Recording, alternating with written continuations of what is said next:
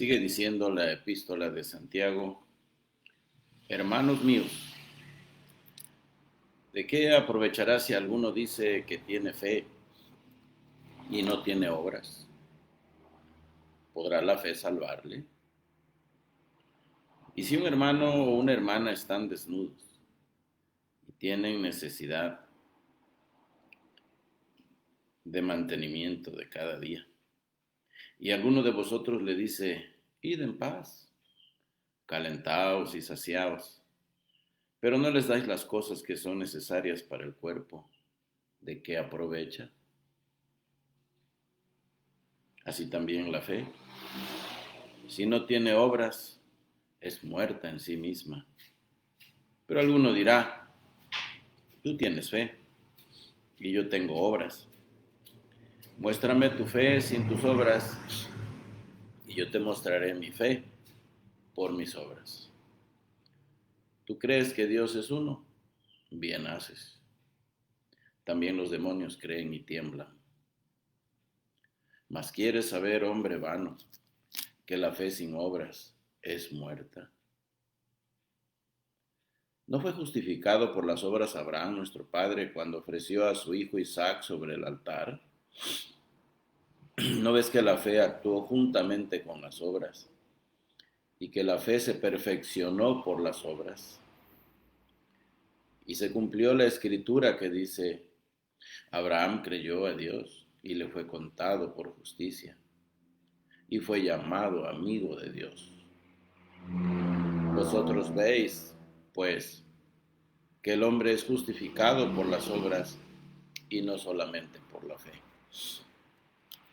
Asimismo también Rahab la ramera no fue justificada por obras cuando recibió a los mensajeros y los envió por otro camino, porque como el cuerpo sin espíritu está muerto, así también la fe sin obras está muerta. Qué pasaje, hermanos, qué pasaje tan tremendo de la palabra de Dios. Yo veo en este pasaje un candado. Yo no sé si algún intérprete de la palabra lo haya mencionado esto alguna vez, pero bueno, voy a tomarme el atrevimiento de mencionarlo, de decirlo, aunque no soy un gran teólogo, pero yo sí veo aquí un candado. ¿Un candado a qué? Es un candado a lo que en la historia se conoce como, de la iglesia se conoce como el antinomianismo. ¿Qué es esto del antinomianismo? Bueno, para algunos es muy fácil saber qué es esto. Han sido enseñados, han sido instruidos, pero hay algunos que no conocen este término. Y es una palabra compuesta. Eh, Tiene que ver esto con el entregarse al pecado, el vivir como cristianos, pensar que como cristianos podemos eh, entregarnos a la vida pecaminosa y reclamar ser cristianos, ser hijos de Dios, reclamar tener la salvación, contar con la vida eterna y al mismo tiempo vivir una vida pecaminosa, es no someternos a la ley de Dios. Esta es la vida del antinomiano. Significa alguien que está en contra de toda ley. Esta palabra, como le dije, es una palabra compuesta. Digo que encontramos ante esta palabra que quiere decir contra, a lo que está en contra de, y luego nomiano tiene que ver con la ley, nomos, ley. Alguien que está en contra de la ley, alguien que está en contra de toda ley, aquel que no se somete a ninguna regla, ese es un antinomiano. Entonces, uh, hay personas así en las iglesias. Ellos creen que el meter el dato como se dice, la data en la mente, el argumento histórico de que Jesucristo vino, murió en una cruz y resucitó al tercer día. Meten el dato, ¿verdad? Que es una gran verdad. Eso es cierto, sabemos, la historia lo corrobora, que Cristo vino y vivió 33 años en esta tierra, 33 años y medio, y que fue a la cruz, ¿verdad? Después de 3 años medio de ministerio, y luego fue a la cruz. Pues yo ya sé esto, he hecho una profesión de fe, he creído el dato histórico, yo lo acepto, entonces pues eso me hace cristiano. Pues no. Santiago está aquí para decir a tales personas, tú crees que Dios es uno, bien haces. También los demonios creen y tiemblan, pero eso no les ayuda en nada porque no se arrepienten. La fe salvífica, como maneja este asunto el hermano John MacArthur en su libro El Evangelio según Jesucristo, el Evangelio según Jesucristo, esta fe es una fe dinámica, es una fe que lleva al arrepentimiento, está conectada con el arrepentimiento y que produce un cambio, indiscutiblemente un cambio en la vida. Y de esto nos está hablando entonces Santiago aquí. Yo sí veo este candado, a esta filosofía, a este estilo de vida que se revela contra la ley de Dios, es ese tipo de cristianismo, si es que se le puede llamar, solamente acepta lo que es el servicio sacerdotal de Cristo, pero no su cetro. Acepta todo lo que Cristo puede hacer por él, salvarle, perdonar los pecados, llevarle al cielo un día. ¿Verdad? Esa es la esperanza de toda persona que piensa así. Pero por otro lado vive su vida entregada al placer mundano, no hace las cosas como debe hacerlas. Esta fe es una clase de fe que no sirve. Y la persona solamente se engaña a sí mismo. Santiago está aquí para decirle a estas personas que son necios, que no entienden. Y si entienden, no aceptan el modo de Dios, lo que Dios aquí exige. Bueno, no cabe duda que la epístola de Santiago es una epístola muy práctica. Tiene que ver con la práctica de la vida cristiana. Y no se trata solamente de meter el dato histórico a nuestra cabeza, a nuestra mente, de quién es Jesús y qué vino y a qué vino y lo que hizo, sino que es algo que va a revolucionar la vida. Cuando conocemos a Cristo por la fe, en verdad esto revoluciona la vida del creyente. Y ya no vas a poder seguir siendo el mismo. Y tu vida va a cambiar, tu manera de pensar va a cambiar, tu vida diaria va a ser diferente. Hasta aquí Santiago ya ha tocado varias facetas de la vida cristiana. Habló de las pruebas que son seguras y normales para el Hijo de Dios, para nosotros. En el capítulo 1, versículo 2, las pruebas son seguras y normales. Hablo de la necesidad también de ser sabios, vivir esta vida en sabiduría. 1.5 de Santiago. Y que si no tenemos esta sabiduría debemos pedirle a Dios y Él nos la va a dar abundantemente y sin reproche. Nos habló de la bienaventuranza para aquel que soporta la prueba, aquel que soporta la tentación. Hay una promesa de felicidad, de bienaventuranza para aquel que soporte la tentación. También nos ha animado a ser no solamente oidores, sino hacedores de la palabra, en 1.22. y nos habló en los versículos 26 y 27 del capítulo 1 de la falsa y verdadera religión. Nos habló de la religión falsa y de la religión verdadera. La religión falsa pues tiene que ver nada más con hablar, con el exigir, con el decir, proponer, pero no vivir. Y Santiago dice que la religión pura y sin mácula delante de Dios es una vida entregada a los demás. Es visitar a los huérfanos y a las viudas en sus tribulaciones. Y en segundo lugar, guardarse sin mancha del mundo. Y de esto sigue hablando aquí también. No se trata nada más de decir yo creo, sino a ver tu vida.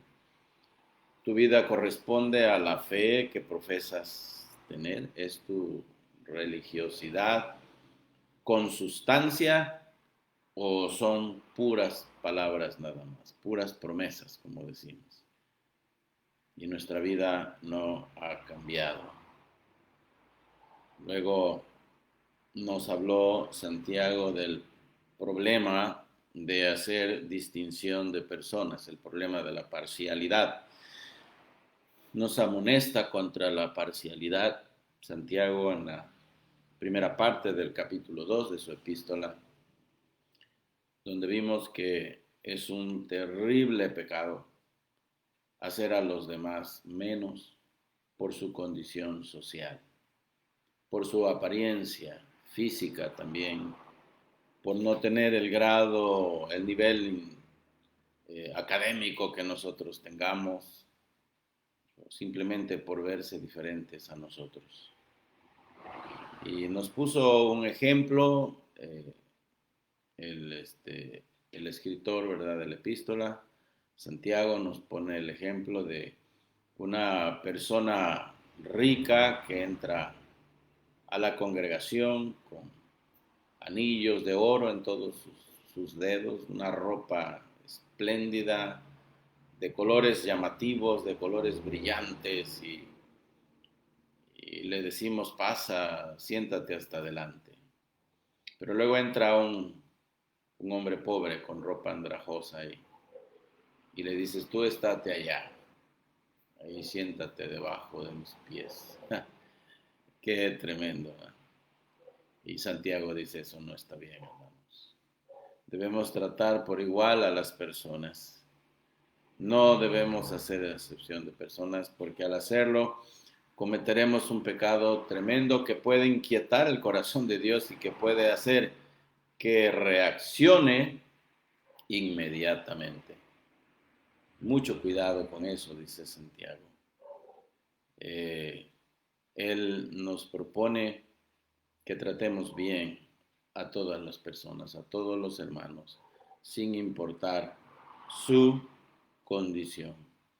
Y terminamos con una amenaza tremenda en el versículo 13, que dice, porque juicio sin misericordia se hará con aquel que no hiciere misericordia, y la misericordia triunfa sobre el juicio. Santiago nos ha advertido de una manera muy semejante a como el Señor lo hace, al decir en el Sermón del Monte que con la vara con que medimos, también seremos medidos. Es muy parecido. Yo les dije que aunque Santiago vivió muchos años hasta llegar a la juventud sin creer en el Señor Jesucristo y considerarlo un demente, bueno, de todas formas, aunque hablaba mal de él al principio con sus hermanos, la vida de Cristo influenció demasiado la vida de sus hermanos, especialmente la de Judas y la de Santiago o Jacob, que es el mismo personaje. Entonces, la vida de él influenció, y miren la manera en que él se expresa. Por eso les decía ayer, es muy dura esta epístola, es muy claridoso Santiago, va muy directo Y hasta me atreví a decir, quién sabe si hubiera podido llevarme bien con él, porque era tan estricto que en ocasiones, como dije ayer, tal vez en algunas ocasiones me hubiera hecho enojar. ¿Por qué? Bueno, pues por mi mediocridad como cristiano, ¿verdad? Porque no me considero un cristiano poderoso, un cristiano demasiado maduro, comparándome aquí con Santiago y con la vida que propone. Me quedo muy corto todavía. Y estoy batallando con mi carne como ustedes también lo harán, lo hacen. Y saben que es muy difícil llegar a la medida que la palabra de Dios exige. Sin embargo, tenemos que esforzarnos, hermanos. Tenemos que esforzarnos. Bueno, aquí tenemos entonces ahora que nos habla Santiago de la relación entre la fe y las obras. Ahora nos va a hacer un análisis aquí con la palabra revelada del Espíritu Santo a él. Ahora nos va a hacer un análisis con respecto a nuestra fe. Nos vamos a tener que examinar a nosotros mismos para decidir si la fe que portamos es una fe genuina, es una fe auténtica, es una fe con sustancia o es una fe falsa. Es muy importante, hermanos, que nos examinemos y que lo hagamos en esta mañana con la bendita palabra de Dios. Pablo dice en Romanos 1:17 que la justicia de Dios se revela por fe y para fe. Como está escrito, mas el justo por la fe vivirá. La fe es un don de Dios, hermanos, y es un requisito para ser salvos. La fe y el arrepentimiento son dados por Dios. Y sin estos dones no podemos salvarnos. Entonces, la fe nos es dada por Dios y cuando nos es otorgada, creemos en Cristo y somos salvos inmediatamente. El momento en que la persona pone su fe en el Señor, en ese momento se salva. Bueno, la fe, esta fe recibida de Dios, dinamiza la vida del hombre, dinamiza la vida del cristiano y manifiesta las evidencias de las cuales habla Santiago en este pasaje. Ahora, el no entender esto dio problemas al gran reformador Martín Lutero, quien desechó esta epístola. Este fue un gran error del gran reformador. Y sabemos en la historia que le llamó la epístola de paja, así le llamó, por pensar que su enseñanza se oponía a la enseñanza de Pablo de la justificación por la fe. Ahora no es difícil entender por qué la reacción del reformador Martín Lutero. Él estuvo engañado tanto tiempo por la religión católica. Él se convirtió en un monje pensando que de esa manera iba a agradar a Dios. Cuando él iba de camino le sorprendió una terrible tormenta, cayó un rayo muy cerca de él, se dice que parece ser que la rama de un árbol le cayó encima y no se podía liberar y él en ese momento rezó, ¿verdad? Y le dijo a Santana, si tú me salvas de esta me vuelvo monje. Se convirtió en monje. Él no sabía que Dios estaba dirigiendo sus emociones su mente en esa dirección para un día pues convertirlo en un auténtico siervo de Dios y que fuera quien hiciera estallar la reforma protestante que tanto fruto trajo a nosotros también. Pero pues es la razón de que reaccionó, porque pues cuando él se topó con esta gran verdad en Romanos 1, 16, 17, que la fe nada más es suficiente, que la salvación es únicamente por medio de la fe y para fe, bueno, pues él se emocionó tanto y luego reaccionó tanto contra ese engaño, del cual fue víctima por tantos años, que le llevó a incluso a hacer un viaje a Roma para solamente decepcionarse más de los líderes religiosos, que estando en Roma se dio cuenta de toda la hipocresía que había desde el Papa hasta los cardenales, los obispos y los de menor rango en la jerarquía católica. Se decepcionó demasiado. Y fue leyendo la palabra de Dios que descubrió la gran verdad, que la salvación es únicamente por medio de la fe en el Señor Jesucristo. Y bueno, pues de ahí en adelante él decidió enseñar esta gran verdad que descubrió. La paz inundó su mente y su corazón, y luego pues reaccionó, terminó dándole la Biblia en el idioma alemán a su pueblo, causando una gran reacción en ellos también, y luego otros hombres que le siguieron, siguiendo sus pasos, causaron que la gente reaccionara también contra el engaño del cual habían sido víctimas por tantos años. Pero no, la palabra de Dios no se opone, Santiago no se opone a la enseñanza de Pablo, simplemente confirma esta gran verdad, que esta fe de la cual habla Pablo también es una fe que cambia la vida del creyente, que se manifiesta por medio de obras, por medio de un cambio de actitud, por medio de un cambio de conducta. Bueno, entonces lo que Santiago hace es mostrar las evidencias de la fe salvífica, al hablar de la relación que hay entre la fe y las obras. La fe sin obras no salva, pues es una fe sin evidencias. Yo les dije que cuando la persona deposita su fe en Cristo, en ese mismo instante se salva. No hay que esperar más tiempo para que se salve el alma. El carcelero de Filipos, cuando puso su fe en Cristo, inmediatamente se salvó. Él preguntó, varones, ¿qué debo hacer para ser salvo? Pablo le dijo, cree en el Señor Jesucristo y serás salvo, tú y tu casa. El hombre no tardó para creer, inmediatamente se postró ante el Señor. Él creyó en ese momento y en ese momento fue salvado.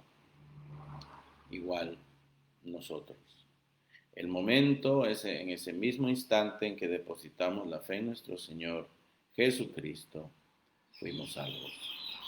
Pero este creer, esta fe, ha traído cambios a nuestra vida. Y yo espero que esto sea cierto en la vida de cada uno de aquellos que me están escuchando en este momento. Si deciden que este milagro de la gracia ya sucedió, bueno, pues ahora Santiago dice, bueno, vamos a ver las evidencias. ¿Tienes pruebas de que tu fe fue una fe sincera? ¿Hay evidencias en ti de tener una fe salvífica? Porque la fe sin obras no salva. El Nuevo Testamento no enseña la justificación por la profesión de fe. Sé que estoy diciendo algo que va a hacer sentir un piquete aquí de costillas a algunos de ustedes, y lo voy a repetir. El Nuevo Testamento no enseña la justificación, no enseña que sea solo por una profesión de fe. Estamos diciendo, el Nuevo Testamento no enseña la justificación por la profesión de fe. ¿Cuántas veces nos ha dicho?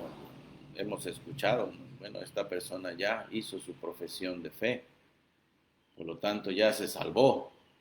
Cuidado con eso, porque el Nuevo Testamento no enseña la justificación por la profesión de fe. Enseña la justificación por la posesión de una fe verdadera. Esa ha sido la enseñanza, la reforma, que le damos de la reforma. Hoy día se ha diluido demasiado la predicación del Evangelio y se habla del evangelismo del fácil decisionismo, el evangelismo del decisionismo. ¿Cuánto daño hacemos a la gente por predicar un evangelio diluido, un evangelio light? Y el decirle, vamos, ¿no? Y bueno, nuestro celo es, obviamente que es un celo religioso tremendo. Nos ponemos de acuerdo entre los hermanos y decimos, vamos a evangelizar, agarramos un fajo de folletos y vamos a repartir folletos a las casas, a las colonias, y hablamos con la gente y nos atracamos con ellos y les predicamos 2, 3 minutos de evangelio y luego les pedimos que hagan una profesión de fe, que hagan su decisión. Pero esta es la debilidad del método de evangelismo explosivo. ¿En qué consiste esto? Bueno, es un método que inventó el hermano Kennedy allá en Florida, pastor de tal vez la iglesia más grande allá en Florida, en Fort Lauderdale, Florida. Es un lugar demasiado grande, 10,000 miembros, ¿verdad?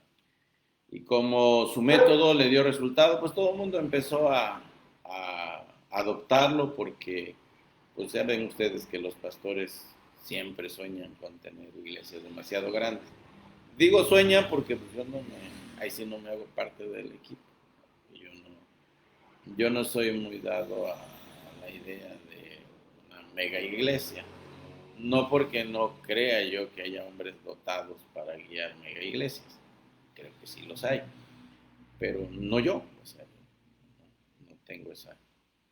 Dios no me dio esa capacidad ni esa visión para algo así. A mí me gusta ser pastor. Y ya después de 1,000 miembros para arriba, ¿verdad? Ya no. Ya de 600 para arriba ya no se puede. Necesita uno convertirse en administrador, formar un cuerpo de pastores dentro de la iglesia y uno solamente guiar, dirigir a ese cuerpo de pastores. Pero ya de manera personal hacer las cosas, ¿no? Los pastores de mega iglesia ni siquiera pueden casar a la gente. Yo sí puedo casarlos todavía. No pueden visitar a un enfermo. Tienen que hacerse de alguien que visite al enfermo en la iglesia. Cuando alguien está dolido, tiene situaciones, no pueden ir, tienen que enviar a alguien que vaya por ellos. En fin, es diferente. Pero bueno, hay pastores que la mayoría, ¿verdad? Sí, quieren crecer, eso no es malo. Pero si para crecer no se va a predicar el Evangelio, predicar todo el consejo del Evangelio, pues qué chiste tiene que llenen sus iglesias de gente que no se va a comprometer con Dios. Y ese es el problema. Yo creo que incluso en nuestra iglesia tenemos ese gran problema. Y bastó con que empezara este tiempo de pandemia para darnos cuenta que la mayoría de la gente que llena nuestras iglesias, no lo digo nada más por la nuestra, generalizo, porque esta es una gran verdad. Muchos pastores que me están escuchando en este momento, hay otros pastores que tienen la humildad de escucharme y saben que estoy diciendo la verdad, que hay muchos que, que asisten solamente por religiosidad y un poquito de religión, de tinta de religión en sus vidas para ir el día domingo y en la mañana. El resto de la semana no sabes nada de ellos. Y cuando empieza una pandemia, tampoco sabes nada de ellos. Se fueron, van a regresar cuando oigan, ¿verdad? Que ya se pueda. Ay, qué bueno, que ya se acabó la pandemia y ya se abrieron las puertas del templo y van a regresar.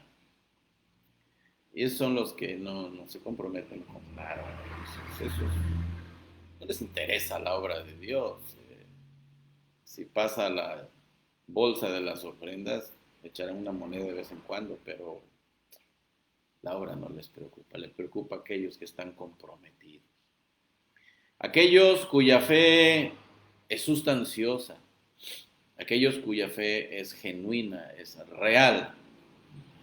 Una vez alguien se molestaron conmigo porque yo dije que es mi sentir que tal vez más de la mitad de la asistencia de nuestra iglesia, de la gente que asiste a nuestra iglesia, se va a ir al infierno. Y se enojaron algunos, ay, el pastor qué duro, ¿cómo se atreve a decir eso? No, la mayoría se tiene que salvar porque han aceptado a Cristo. Igual como dice Santiago, creen en Dios, creen en Cristo, pero no cambian. ¿Qué tanto se han preocupado, ¿verdad?, por la obra del Señor? ¿Qué tanto se han preocupado por los demás? ¿Qué tanto se han preocupado por los enfermos? ¿Qué tanto estuvieron al tanto por la obra? ¿Se preocupan por la obra del Señor? No, para nada. De momento van a aparecer, pero estarán llenando un espacio nada más. Comprometidos no están. Qué esencial entonces es predicar lo que está diciendo Santiago aquí. No me va a alcanzar el tiempo para hacerlo esta mañana. Es tremendo esto. ¿De qué aprovechará si alguno dice que tiene fe y no tiene obras? Hermanos, el Nuevo Testamento no enseña la justificación por una simple profesión de fe. Enseña la justificación por la posesión de una fe verdadera. ¿Me escuchó usted? Estaba durmiendo despierto. Ay, pero es que yo hice mi profesión por Cristo. Sí, qué bueno, te felicito. Pero ¿qué evidencias hay en tu vida? A ver, el historial de tu vida. A ver, revísate tantito.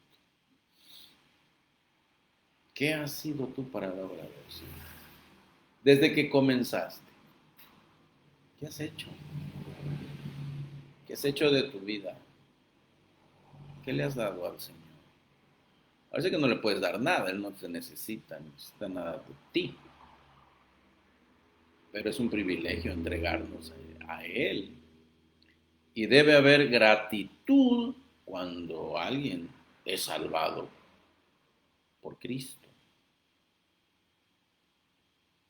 Esa vida que llevabas debió cambiar, el rumbo que llevaba tu vida debió cambiar. Y si no ha cambiado, es mejor que cuestiones esa fe. Hey, a lo mejor esa fe no es auténtica. Los reformadores llamaban esta fe una fe con vida, una fe salvífica, porque hay la salvífica y la que no salva. La salvífica es aquella que se manifiesta por los cambios en la vida, el fruto. Hay fruto. Y algunos pensarán, ah, no, entonces no estás hablando tú de una salvación por obras. Cualquiera pensaría lo mismo de Santiago. Fíjense el atrevimiento que tuvo Santiago cuando habló de Abraham. Él dice, Abraham nuestro padre, cuando ofreció a su hijo Isaac sobre el altar, ¿no ves que la fe actuó juntamente con sus obras? ¿Se imaginan cuando Dios le dijo a Abraham, Abraham, quiero que sacrifiques a tu único hijo, a Isaac?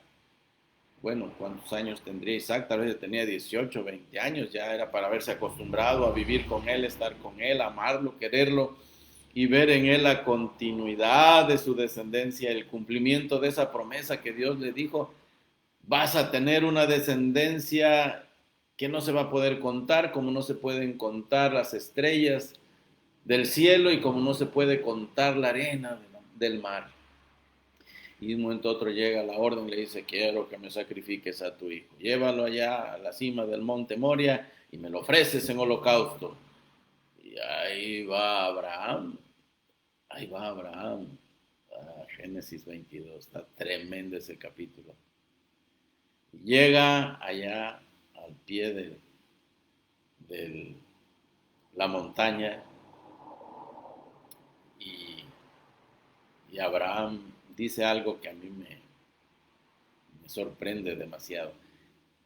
Y le dice a los que le acompañaron, sus acompañantes, ¿verdad? No podían subir con él a Isaac, solamente iba a hacer algo él, Isaac y Dios. Y le dice, ustedes espérennos aquí porque vamos a regresar. Habló en plural, regresaremos. ¿Cómo es que sabía Abraham que iba a regresar? Pues la palabra de Dios dice que él tenía una fe tan firme, él tenía una fe tan grande en Dios, que él sabía que aunque le permitiera degollar, matar a su hijo, entregarlo en holocausto, descuartizarlo allí, quemarlo completamente, dejarlo hecho carbón y cenizas, Dios era capaz de levantarle descendencia aún de las piedras. Oh, eso es tener fe, mis queridos hermanos.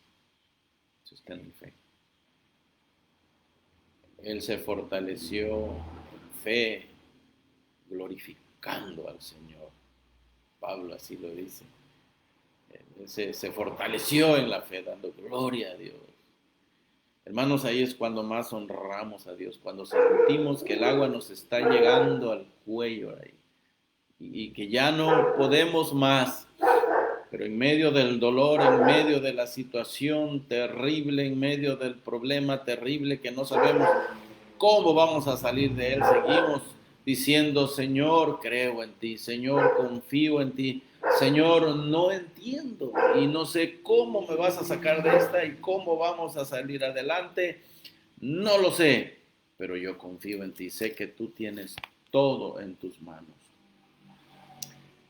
y que me vas a ayudar. Y yo sé que tú estás en control de todo y nada me va a faltar. Es ahí cuando el corazón de Dios se alegra para con su hijo y dice, yo lo voy a bendecir, le voy a dar felicidad. Miren, cuando los reformadores insistieron en la salvación solo por fe, porque esta es una de las solas, de las 5 solas, solo por fe. Lo que querían decir es que la justificación descansa solamente en los méritos de Cristo. Y sola fide, no significa que la fe venga sin fruto de obediencia. Sí enseñaron que la salvación es únicamente por la fe en Cristo Jesús, pero eso no significaba que esta fe viniera sin fruto. Es una fe dinámica. A un Lutero que negó la epístola de Santiago, imagínense ustedes, Martín Lutero, el reformador alemán, enseñó que la fe salvífica es una fe viva. Fíjense, adoptó el mismo lenguaje de Santiago sin querer. Él enseñó que la fe salvífica es una fe viva. Pablo dice que somos salvos para buenas obras y que Dios preparó de antemano para que anduviésemos en ellas. Imagínense ustedes, ahí se ve esta gran verdad en Efesios 2, 8 y 9, que dice, porque por gracia sois salvos por medio de la fe, y esto no es de vosotros, pues es don de Dios. No por obras, dice el versículo 9, para que nadie se gloríe. Y hasta ahí parece ser que, bueno, pues si tú crees en Cristo, está bien. Si vives una vida correcta, está bien. Y si no puedes vivirla, también está bien. No, pero luego Pablo viene con estas palabras en el versículo 10 y dice en Efesios 2:10, porque somos hechura suya, creados en Cristo Jesús para buenas obras, las cuales Dios preparó de antemano para que anduviésemos en ellas. ¿Qué les parece? No fuimos salvados para sentarnos en una silla, en una banca cada 8 días, y hacer un poco de religiosidad, hasta levantar nuestras manitas como musulmanes. Y decir un gloria a Dios de vez en cuando. Amén, gloria a Dios. A veces ese amén está lleno de hipocresía. esos gestos religiosos y esa voz clerical en la iglesia es pura hipocresía. Santiago dice, muéstralo con tus obras. No lo digas, hazlo. Santiago está aquí para decirnos, no seas un oidor olvidadizo nada más de la palabra, sino un hacedor de la misma. Pon en práctica lo que aprendes. No digas, es que yo sé. No te luzcas hablando de tus conocimientos. Impresiona a Dios poniendo en práctica lo que dices que crees. Y para eso Santiago nos pone varios ejemplos, nos ilustra esta gran verdad. Si un hermano, una hermana están desnudos y tienen necesidad de mantenimiento de cada día y alguno de vosotros le dice, id en paz, calentaos y saciaos, caliéntense bien, coman bien. Pero pues esa pobre persona no tiene nada que meterse a la boca. Ahora sé que hay algunos que están así por su flojera, ¿verdad? Vamos a evitar de decir esta gran verdad. Hay personas que sufren hambre porque tienen horarios de burócratas, de gobierno, se paran a las 9, 10 de la mañana, no se esfuerzan en nada, mientras hay personas que se levantan a las 4 o 5 de la mañana porque tienen que ir a buscar su mercancía, salir, trabajar, pues obvio que tienen que comer en abundancia porque es gente que trabaja. Pero hay gente que es muy floja. Pero yo les decía ayer, hay personas también que por más que se esfuerzan en su trabajo, se desvelan y buscan la manera de mejorar su calidad de vida, nunca van a ir más allá, porque Dios ha puesto límites, porque Él ha hecho al rico y Él ha hecho al pobre. Jesús dijo, a los pobres siempre los tendréis con vosotros. Y Él nos ordena que veamos por ellos también, que hagamos algo por ellos también. Entonces, es el primer ejemplo que nos pone aquí Santiago. ¿De qué sirve que le digas, vete, caliéntate, sáciate, llénate bien, que Dios te bendiga, hermano? Y tienes ahí con qué darle y no le das. Bueno, pues, ¿de qué le aprovechará? Y luego dice así, bueno, tú dices que tienes fe, pero no tienes obras, no tienes la evidencia de que esa fe sea una fe auténtica, una fe genuina, pues de que aprovecha. Así también la fe, si no tiene obras, es muerta. Y luego nos pone el ejemplo de Abraham. No fue justificado Abraham por las obras. Abraham, nuestro padre, cuando ofreció a su hijo Isaac sobre el altar, ¿no ves que la fe actuó juntamente con las obras? Ya vimos este ejemplo hace unos momentos. Y que la fe se perfeccionó por las obras. En otras palabras, Abraham demostró tener la fe auténtica, la fe salvífica, cuando obedeció a Dios. Y es donde se cumple lo que dice Génesis 15. Creyó Abraham a Dios. Génesis 15, 6. Creyó Abraham a Dios y le fue contado por justicia. ¿Cómo es que se salvó Abraham?